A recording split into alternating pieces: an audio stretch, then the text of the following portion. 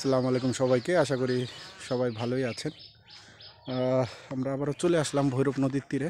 আসলে ভৈরব নদীর তীরে দেখতে পাচ্ছেন প্রচুর পানি বাড়াতে আমাদের যে মাছ ধরার স্পটটি ছিল সেটি আসলে ডুবে গেছে।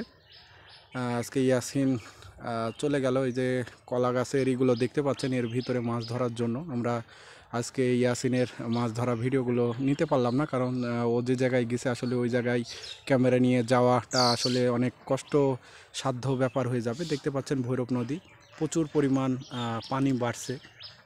পানি বাড়ছে, যার কারণে যে একটা স্বাভাবিকভাবে হাঁটা চলার জন্য যে পাড়ে যে জায়গাগুলো ছিল সেগুলো পানিতে ডুবে গেছে। আপনারা দেখছেন আমরা সাধারণত এই জায়গায় এই পজিশনে এই পয়েন্টে মাছ ধরে থাকি, আর ইয়াসিনের যে মাছের ইয়েটা ছিল সেটা সামনেই ছিল, সেটা পানির নিচে চলে গেছে। আর দেখতে পাচ্ছেন যে এই যে পয়েন্ট, এই পয়েন্টে আমরা মাছ সাধারণত ধরে থাকি। আপনাদের একটু কাছ থেকে দেখাই।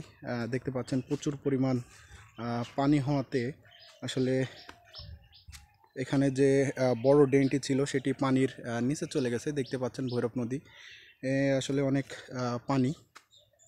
পানি আসলে অনেক পানি। আর এই যে ড্রেনটি দেখছেন, এটা ড্রেনটি পুরাই পানিতে ভর্তি হয়ে গেছে।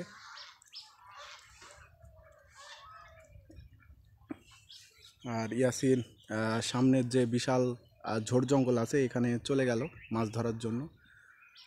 আজকে অনেক সুন্দর লাগতেছে, যেহেতু অনেক পানি ভৈরব নদীতে। যে নদীর যে একটা স্বাভাবিক তেজ সেটা আজকে দেখতে পেলাম, অনেক সুন্দর।